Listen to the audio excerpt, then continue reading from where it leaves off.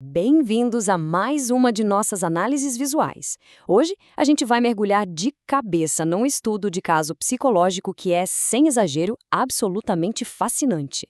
A base para isso é um conto genial publicado lá em 1884, escrito por ninguém menos que o mestre Machado de Assis.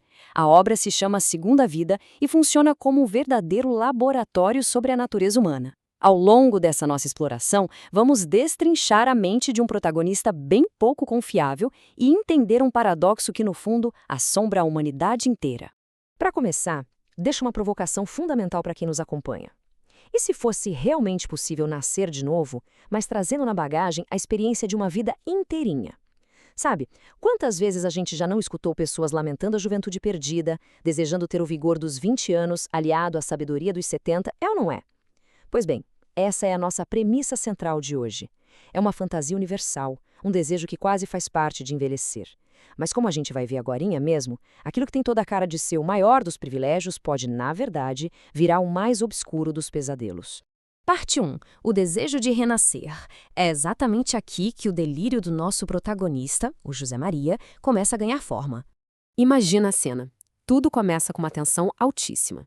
Nosso protagonista, com a mente a mil, invade de repente a casa de um padre super pacato e que fica aterrorizado com a situação, o Monsenhor Caldas. O José Maria simplesmente senta, acende um cigarro como se não fosse nada e começa a relatar uma linha do tempo surreal, como se estivesse contando o que tomou no café da manhã. Olha só o nível da história. Ele jura que sua primeira morte aconteceu aos 68 anos, em março de 1860.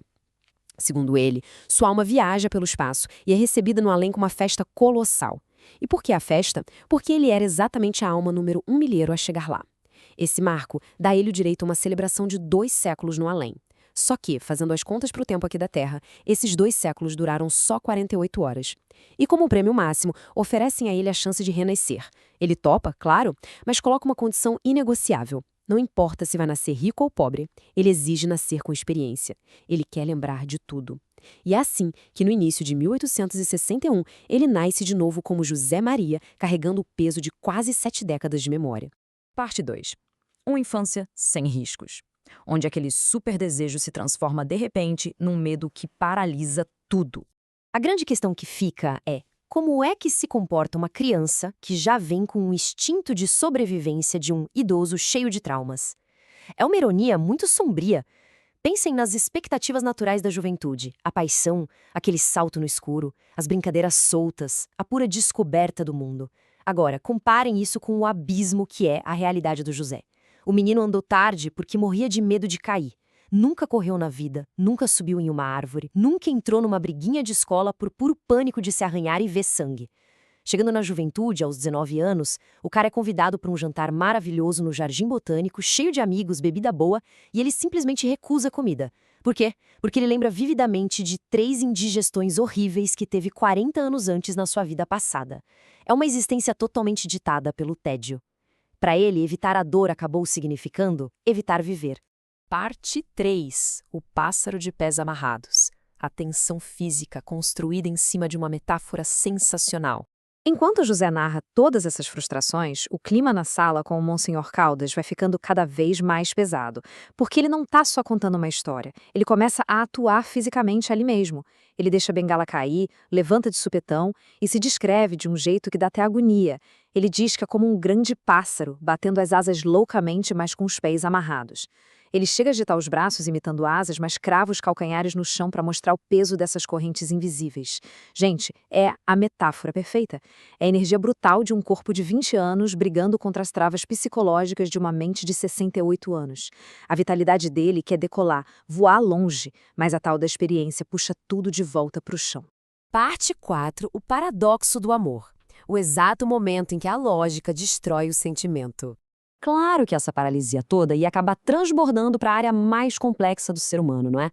É aí que a gente conhece a dona Clemência, uma viúva de 26 anos que chama muito a atenção dele. Os dois se apaixonam, são livres, desimpedidos, a lógica diz que é só casar e ser feliz. Mas acompanha com a gente a velocidade da tragédia. Passo 1. Eles dão aquele primeiro beijo apaixonado no patamar de uma escada. Ele, na hora, já planeja o casamento. Só que aí vem o passo 2.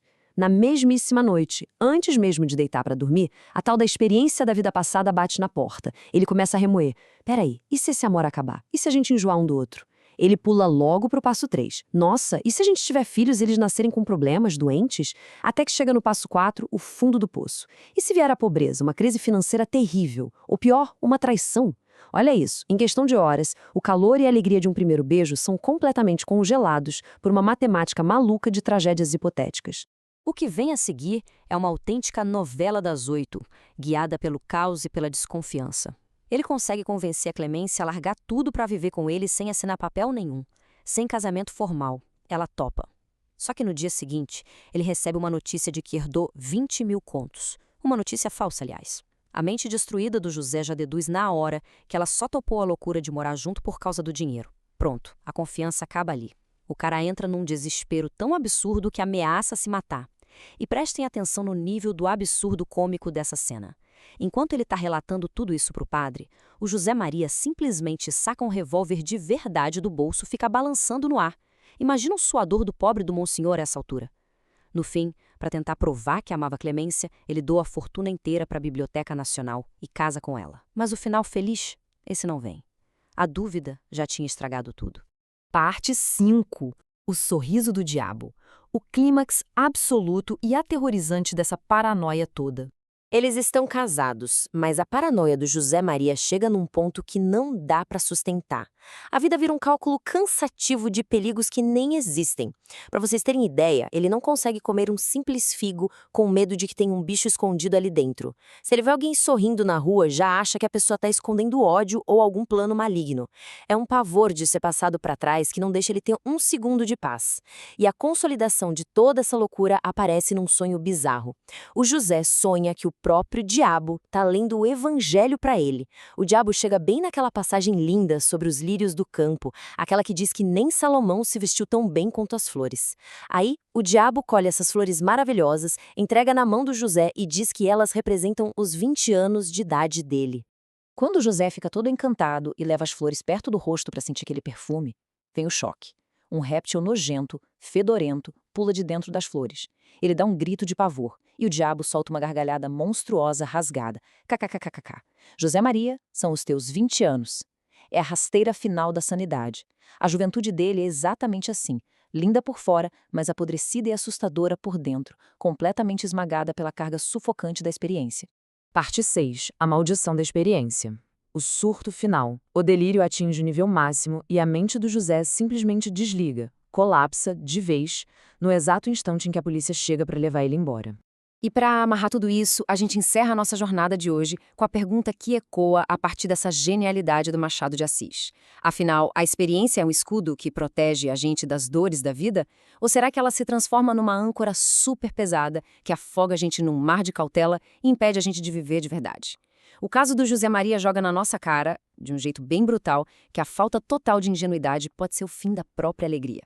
Muito obrigada a todos por acompanharem mais essa nossa exploração. Continue questionando as infinitas e fascinantes contradições do nosso comportamento humano. Um abraço e até a próxima!